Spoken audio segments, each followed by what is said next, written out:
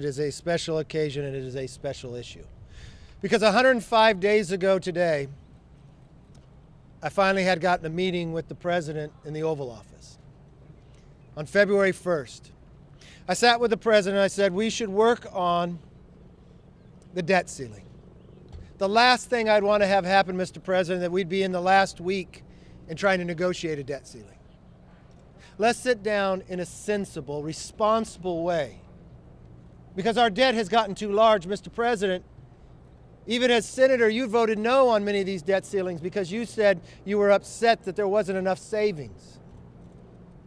I've watched far back into 2010, the chairman of Joint Chiefs, when our debt was only $14 trillion, told the American public the greatest threat to America was not China, was not Russia, it was our debt. It has more than doubled. Our debt is larger than our economy by more than 20%. If we do nothing, we will pay more in interest in the next 10 years than we paid in the last 83. If we do nothing and you follow along, and God forbid you get a Biden default because he ignores the problem just as he ignored the border, said Mr. President, could we start our meetings? For 104 days he said no. All the Democrats lined up and said, no, we just need to raise it. Because they added $6 trillion, we had inflation harming every single family. They attacked the energy of America. We saw the price even go higher. We saw we became more dependent upon China, a supply chain challenge in America. Every week I would ask, could we just sit down? But he said no. The difference was Republicans in the House and the Senate got together to listen to the American public. And we said we would make sure that we don't have a Biden default. So we raised the debt ceiling. But in doing so, we did it in a limit, save, and grow. Limit the future ability of Congresses to just spend wildly and stop the inflation. So we said, let's start with spending where we spent just 5 months ago and grow each year by 1%. Let's save the hardworking taxpayers' money in this waste and money that you have appropriated that hasn't been spent, like COVID, that has sat there for 2 years. We finally got the president to sign a bill that the pandemic is over. And you know what else? Let's grow our economy so we're not dependent upon China. Let's help people get lifted out of poverty into jobs with work requirements, something the president, as a senator, voted for and President Clinton signed into law. Let's make sure we could build things in America again. Let's cut the red tape. Let's get some permitting reform that we know we can make America stronger and less dependent upon China. Well, we passed that bill. Had we not passed that bill, the meeting never would have taken place. Yesterday was a change. Yesterday, united. Quote, Brother Muhammad, have you forgotten that once we were brought here, we were robbed of our name, robbed of our language. We lost our religion, our culture, our God. And many of us, by the way we act, we even lost our mind. So that, to me, captures why reparations is so essential today and why reparations has been so essential throughout American history. I have just discovered the tribe that my family came from. I just discovered because I did my own research. I'm still learning the language. I'm still learning the culture. Then you make all year and another 20%. So is it wrong? Is it not reasonable? Before you lift it, you're responsible for paying what was spent. But should you first look at how you're spending your money? That's exactly what we're doing with Limit, Save, Grow. Now the president and Leader Schumer have finally backed off their idea that they won't negotiate. They finally backed off the insane, unrational, unsensible idea that you just raise the debt ceiling. The president has selected 2 individuals, OMB and Ricchetti, to sit down with us, but our timeline is short. This is what I wanted to avoid 105 days ago. And when the Republicans in the House lifted the debt ceiling, Secretary Yellen had never told us the deadline was June 1st. We wanted to act ahead of time. And we do that issue after issue. Just like the president avoided the border with Title 42, the House Republicans did not. We actually passed a bill to secure our border. We continue to listen to the American public. And I will tell you, as Speaker, we have a group of Republicans in the Senate that have listened to the American people as well. Senator from Wyoming, Senator Barrasso, has helped lead the charge with Mitch McConnell, with Thune and all the others, and Senator Lee, who put a letter together. I remember when he talked to me, could he get enough signatures? I was worried for one moment. Could we get enough signatures? He called me back, I think, in an hour and said, I've got more than enough, and I got people who didn't sign it that will still vote that way because they're listening to the American public. And I can't tell you enough of how thankful I am of you being so responsible with the idea. Am I optimistic? I'm optimistic for America because of the people standing behind me. I'm optimistic of our ability to work together. Do we have obstacles? Yes, we have a big obstacle in the White House. But we're going to change the course of history because we're going to stand for the American public. And let me introduce the senator and the chair over in the Senate Republicans, John Barrasso. Well, thank you, Mr. Speaker. Thank you for your leadership. The President of the United States is playing Russian roulette with the American economy. For month after month after month, the President refused to meet with the Speaker of the House to talk about debt and spending. Why? Does the President believe that there is no wasteful spending in Washington? Does the President believe that in a $6 trillion budget that nothing could be cut? Billions and billions of dollars has been set aside for COVID. Is that all off limits? The President said the pandemic is behind us. What about tying welfare to work? The American people that I listen to overwhelmingly support that. Is the President that out of touch? Republicans in the House of Representatives have actually passed legislation. It is serious, it is responsible. It raises the debt ceiling and at the same time cuts wasteful Washington spending. Republicans in the Senate stand in firm support of the Republicans in the House of Representatives. Meanwhile, the President of the United States has spent the last 3 months pandering to the liberal left. The President is playing a very dangerous game with our economy. It is time for Joe Biden to stop this debt ceiling madness. And now, Chair Elise Stefanik.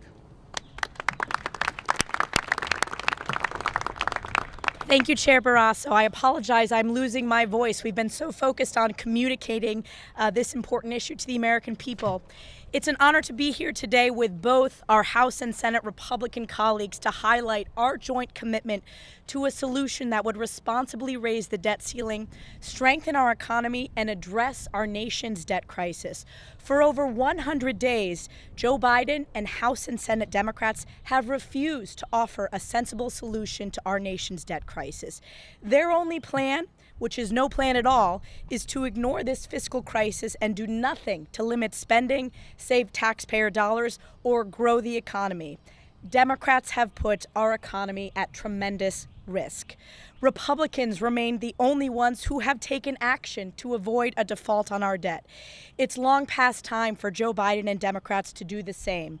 But today, with only 15 days until the June 1st deadline, Joe Biden is jetting off to Asia. Whether it's the border crisis, the energy crisis, or this debt crisis, Joe Biden continues to run away, pass the buck from each crisis that his policies have created.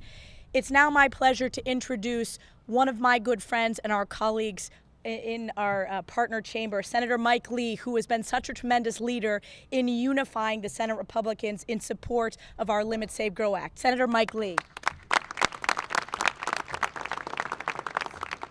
Thank you, Chair Stefanik. Senate Republicans stand united behind Speaker McCarthy and the House Republicans. We all understand the gravity of the situation. We need to address the debt ceiling, and we need to do so in a way that makes a difference, to make sure that we're not back here in just a few more months, with spending having caused more inflation and ballooned our federal debt even more. So, to that end, 45 Senate Republicans have acknowledged that they will not, they've committed that we won't support cloture, we won't support bringing debate to a close on any debt ceiling increase that does not contain substantive spending and budgetary reforms. Now, it just so happens the House of Representatives has passed precisely such a bill. We stand behind that bill. We need to pull up and pass that bill. We need to do it today. Look, the Senate has no business leaving town before an agreement has been reached. Let's get this done. Thank you. It's now my pleasure to introduce Representative Dusty Johnson from the great state of South Dakota. Thanks. Yeah, you bet. Thanks. Mr. President, for 97 days, you refused to negotiate with the Speaker. For 97 days, you underestimated the unity and the resolve of this conference. For 97 days, you assumed that ignoring this problem would make it go away. Now, we can't get back the squandered 97 days, but more concerning, sir, is the fact that you don't appear particularly committed to using the 13 days that we have left. Mr. President, cancel your trip to Japan. Stay at the table. Acknowledge the resolve of this team on these stairs and accept the fact that we must change how this town spends money. Inaction and intransigence will not wipe away $32 trillion in debt. Good grief, Mr. President. When is enough enough? Shame on anyone who refuses to act. Speaker McCarthy and this entire team have been responsible, reasonable, and sensible. Time is short, Mr. President. Let's get this done. With that, I'm happy to introduce a great legend from West Virginia, Chair Shelley Moore Capito. Let's go get him. Yeah. I should just sit down now that I'm a legend, but that goes against everything we do, right? It's great to be here with my House colleagues and my Senate colleagues. And I want to say, first of all, the gauntlet that Senator Schumer threw out to Speaker McCarthy when he said you can't have a plan, you won't get it done. Well, guess what? They got it done. And they have the only plan that we see that raises our debt limit, but also responsibly brings in fiscal sanity. Plain and simple, the president, who prides himself on being such a great negotiator, has refused to negotiate for 97 days. And so here we are on the brink of a Biden default. And I think we saw the helicopters going across here, and I said, I think he's leaving now to go to Japan. I'm like, stop. You know, we have an obligation here. We have an obligation to the people that we represent. We have an obligation to ourselves as responsive legislators, to do the right thing. And the right thing was to get into the room. And as Dusty said, you can't go back and find those 97 days again. But it's time now for the president to get serious, to have fiscal responsibility, fiscal sanity. And I can tell you, I know it's hard to rein in the cats on the House side. It's really hard to rein in the Republican cats on the Senate side. And we are united behind our House colleagues. They did a magnificent job of showing strength, of showing a plan, of showing a common sense, plain and simple way to answer the great challenge of the fiscal situation that we find ourselves in. So I have full confidence that the negotiators in the room are going to be able to work this out with the Speaker leading the way. And I've heard Leader McConnell say more than a few times This is not an unusual exercise to negotiate the debt limit, to have fiscal responsibility as a part of that. We've done it many times in the past, and we have to do it this time again. And I would like to introduce Representative Chip Roy from the great state of Texas.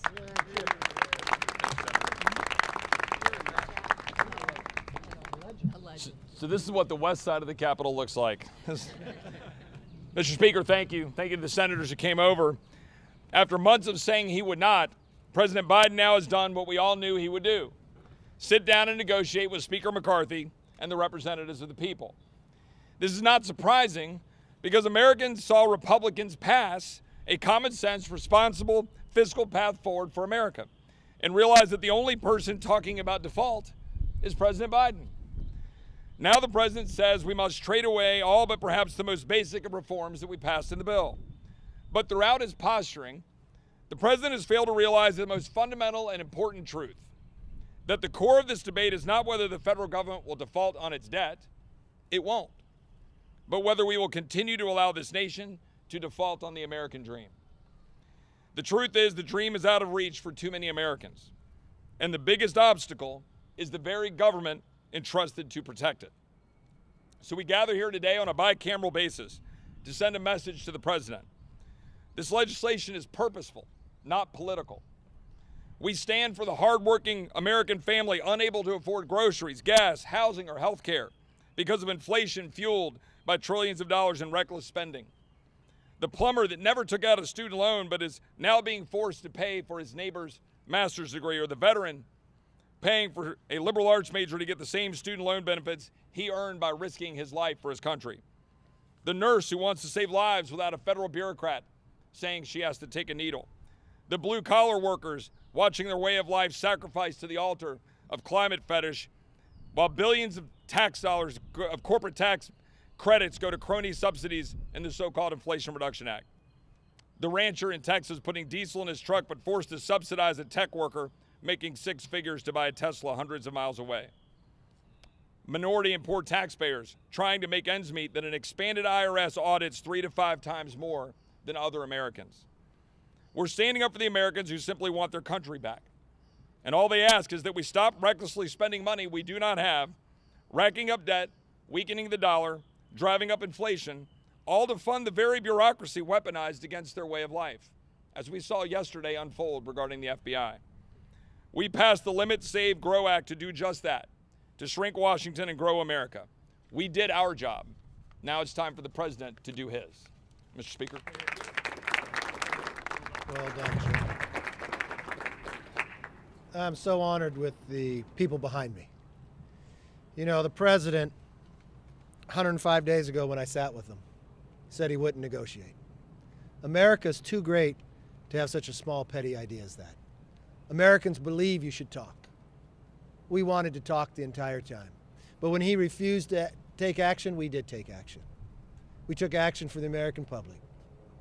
You know, I watched Elise come up here and talk. Her throat's a little sore.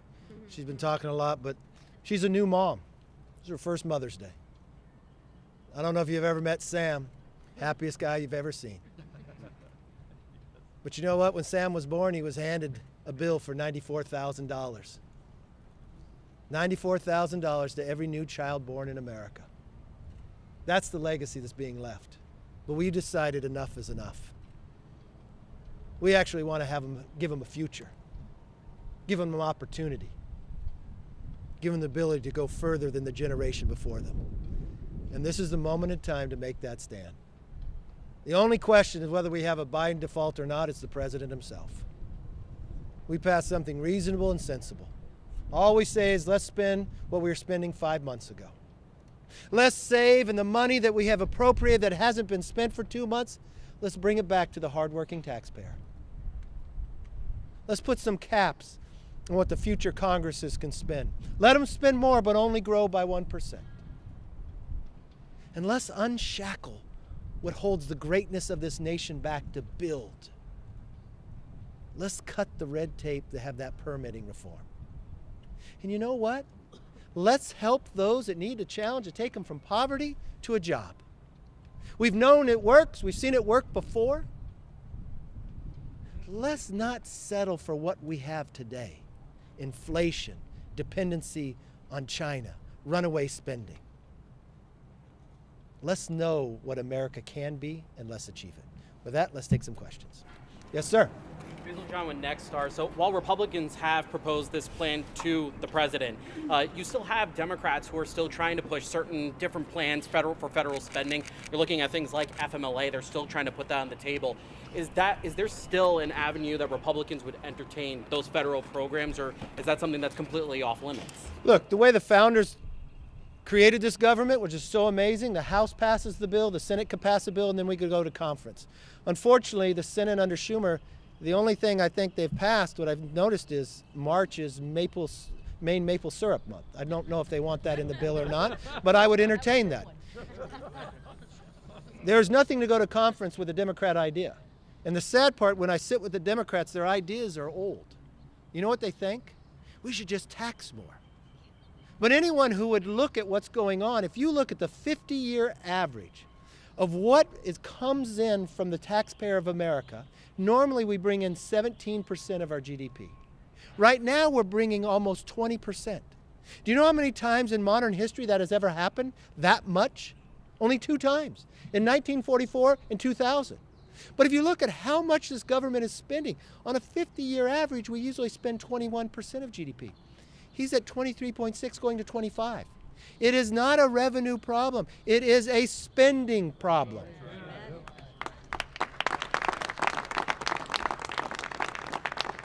And anytime you want to talk about, these are the people that are defending Social Security and Medicare.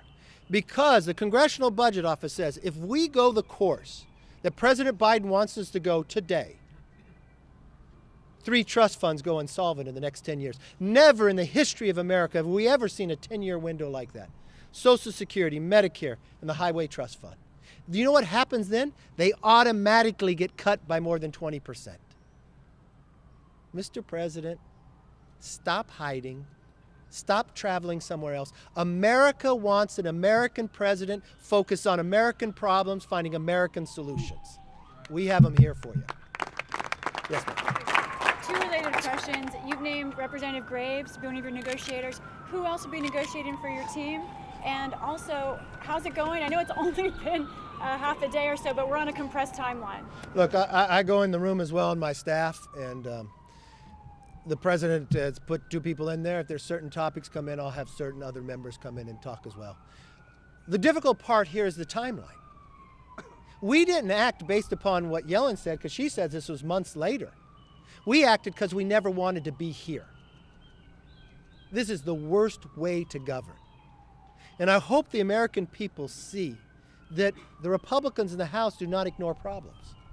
The Republicans in the Senate want to take it up, but Schumer won't allow it. We take action and find solutions, and that's the way we want to govern. Yes, ma'am. I heard you say just a minute ago, he keeps going places. Senator Kavanaugh said she wanted to stop the helicopters, the planes when she heard them. Do you all honestly think that President Biden should not attend the G7? Look, he's the president of the United States. He's a grown man. He can make a decision where he wants to go. And he could travel any place he wants. The only thing I know, if you thought for the last 97 days you were never going to negotiate, what are your priorities? I think America wants us to solve American problems first. He could decide whatever he wants to do. Speaker, thank you. House Democrats just put forth a discharge petition today. Do you feel that undermines the negotiations? Well, I don't think it's going anywhere, for one. Secondly, you're sitting here with senators who have 45 who signed it's not going to do it. So is that even sensible? Is that even being productive? Is that even reasonable? Or is that responsible? It seems to me that would be playing into a Biden default. I think America public is tired of those political games. You know, when we devised our bill, it wasn't a bunch of Republicans saying, let's just give these Republican ideas. When we talk about work requirements, Senator Biden voted for that. President Clinton signed it into law. We watched every study after the fact take people from poverty and provide a job for them. So we saw Americans lifted up. We saw welfare rolls drop. We saw more people have houses. More people could afford to send their kids to college. We saw the positive of that. When we thought about, what about limiting the growth of government in the future years. We didn't say we had to cut every year. We saw a Democrat Senator Manchin propose a 1% growth each year. We tried to grab things that both sides, even if they wouldn't talk to us, let's put something together to make sure it's reasonable. I will tell you, if it was Chip Roy and Dusty and I sitting in a room and we were going to draft something that we said just we want, it would have looked different. But we wanted to be reasonable and sensible. Does the American public think it's wrong if we simply saying, let's spend what we spent 5 months ago? But every moment I've spent with the president, he doesn't want to go there. He does not want to go back $1. I literally ask him, what is finally the number? Is it $40 trillion in debt? How much before you say, let's stop borrowing from China and not looking at places that we're wasting our money in? Every household does that, and we should do it too. Yes, sir. What was it about Representative Graves that made you choose him as your chief negotiator? Well, I've watched Congressman Graves. He's been elected or appointed to our leadership table, and he's worked with all the different groups, and he's really been the individual that helped bring people together in crafting the bill itself of Limit, Save, Grow. So he has a clear understanding of where members are. So when you're sitting in that room, I didn't want to put somebody in that room who didn't have time. He is a former staffer. He's a former member working in government. He understands policy. Many people would call him a policy wonk. But at the same time, my staff is in there with him as well. So we want as many voices and many understandings of where the bill went and what we would like to see for a conclusion. Will the congressman be able to make decisions in the room on your behalf? Yeah, we talk very frequently. I go in the room as well. So I think if the administration can make decisions with the president out there, we'll be okay. Yes, sir.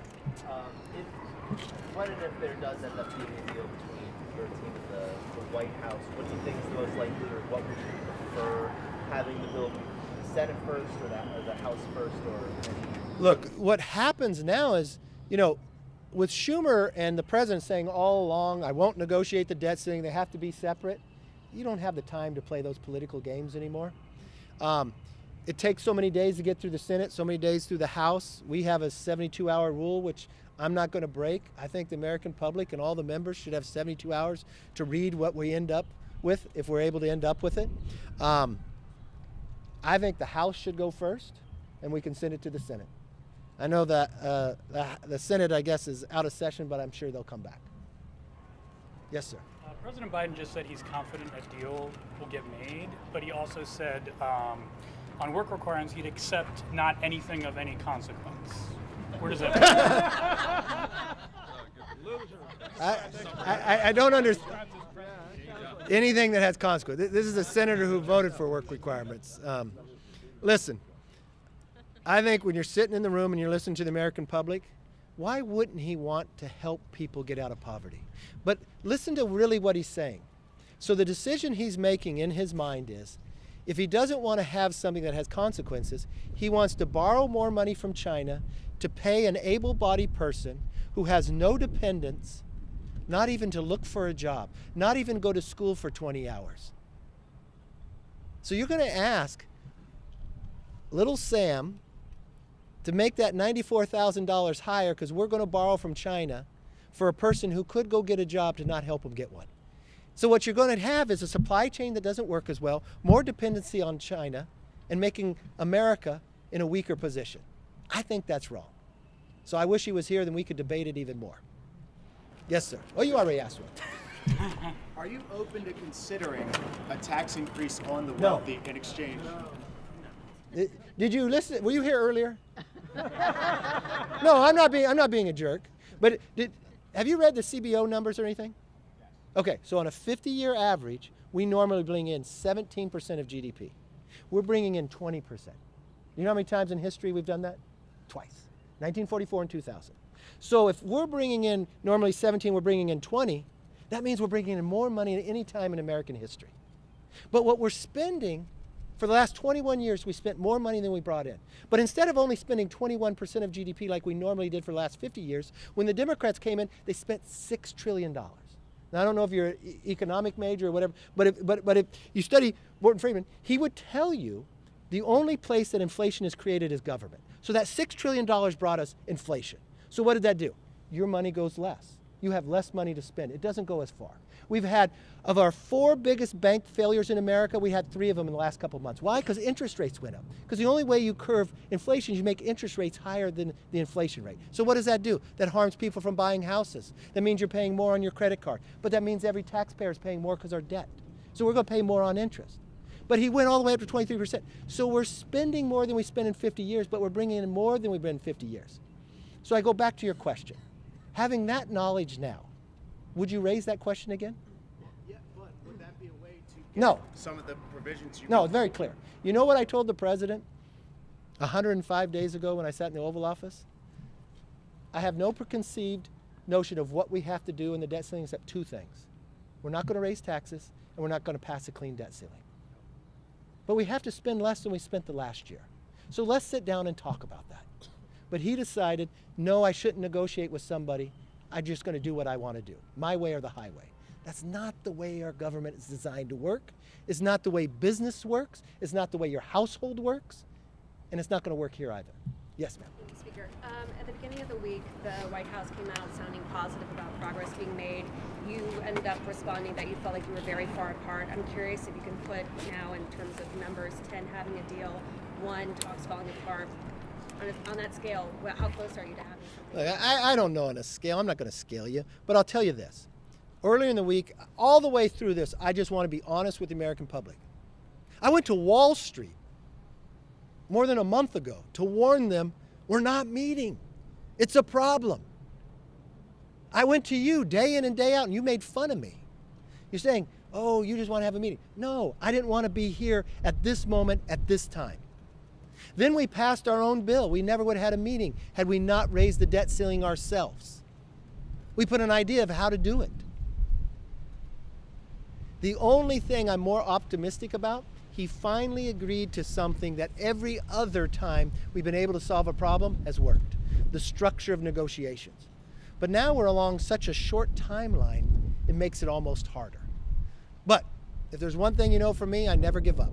I have the grit, the perseverance, and we're going to get it done. Thank you all very much.